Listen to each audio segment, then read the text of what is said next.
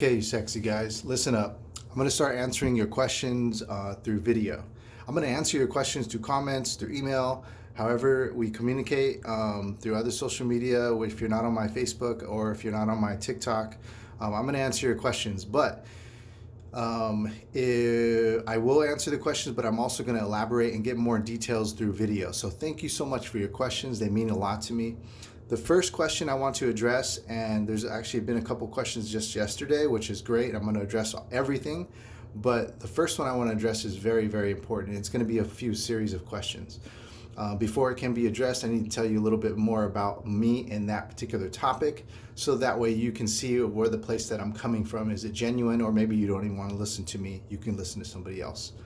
The question was, Rocky, how do you pick yourself back up and get back into the dating scene when you've gone through divorce, after the divorce, and you've almost lost everything? That is a really good question. This question should hit home for all men, no matter what lifestyle that you live. And I first want to address where I come from and why I'm answering this question, where the place that I come from. When I lost everything, I was very successful. Okay, I had lost everything and I had started, it was a slow decline. It was actually a huge decline. And then I was trying to pick myself back up, and there was a slow decline even further down, low.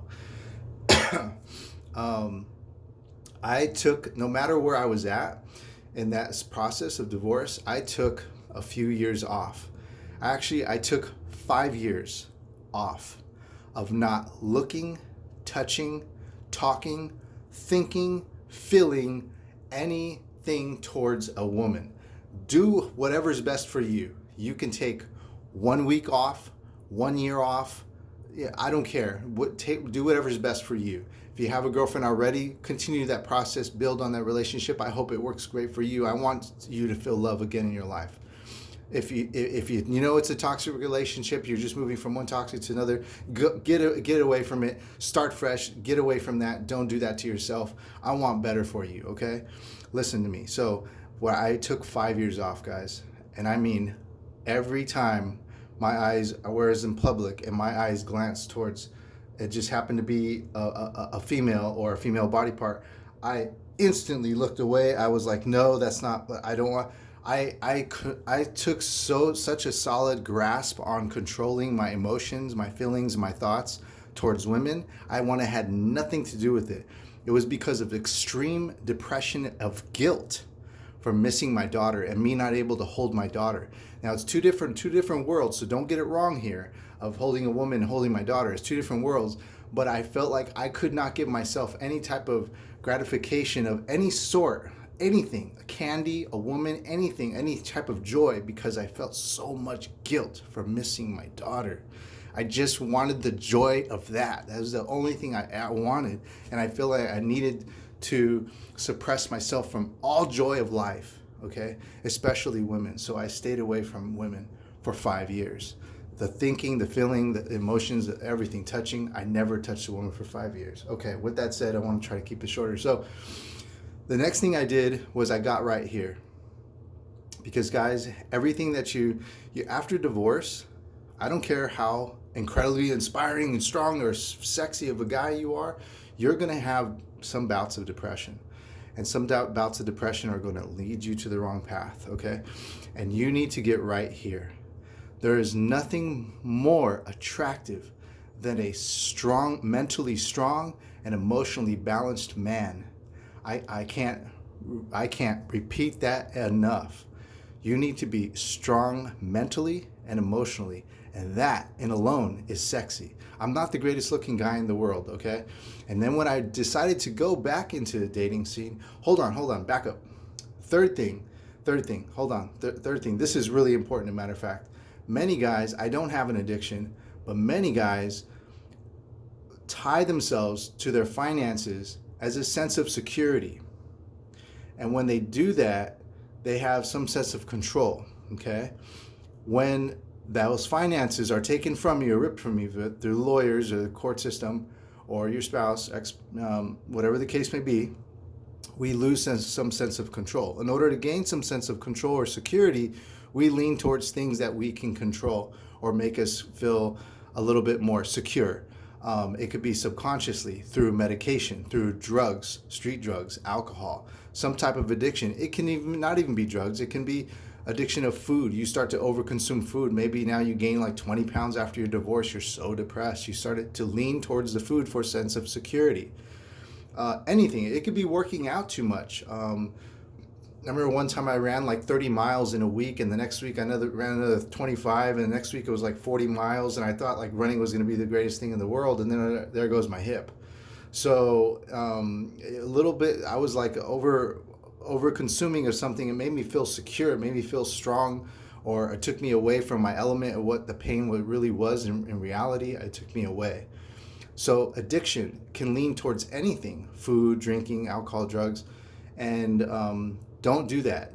You have to get a grasp on that. You can't lean to something that is unhealthy. Lean towards something that is healthy and adapt it into your lifestyle to balance out the better things of you. If you kind of can catch my drift. Okay, those three things. Okay, so now let me tell you why I'm asking these questions and why you should watch the next few videos. When I finally got back into the dating scene, I built myself up mentally, emotionally.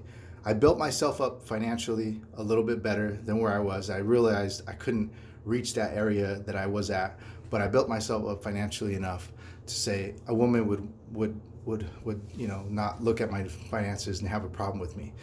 And so once I did all those things, mental, emotional, financial, I got back into the dating scene. And when I got back into the dating scene, I made one or two mistakes right in the jump, right in the beginning. But I dated high value women, and I got high value women. I only visioned and manifested high value women in my life, in my presence, and having conversations of intelligence and more life and deep, meaningful conversations with high value women. And that's all I ever saw myself with. I only wanted to elevate myself, not just date, but I wanted to elevate. And so when I put myself in front of these women, it wasn't just like a one-time experience. I did have maybe one or two time, like a one-time experience, but many of them were relationships. Whether they were short-term or not, they were relationships, and I had many relationships. And so if I can tell you, and those relationships were all high value relationships. There was one that was not. It was completely toxic. I'll go into that into another video. But where I want to tell you and why you should listen to these next few videos is because when I did get back into the dating scene, I was very successful in what I wanted out of these women and out of these dates. I wasn't a taker, but I mean, like what I wanted out of a woman, just a woman in my presence and having a relationship. So I hope this gives you some insight on answering the question that was asked. Sorry, the caffeine's kicking. I just drank some water with a little bit of caffeine in there. So yeah. Anyways, guys, I'm gonna answer some more questions on dating after divorce, getting back into the dating scene after divorce. I was very, very successful in it. I hope you guys can follow me. And there's a lot of things that you may not realize that you can tweak and twist that can help you along the way. Love you guys. Stay strong. I want the best for you. All right. Talk to you later.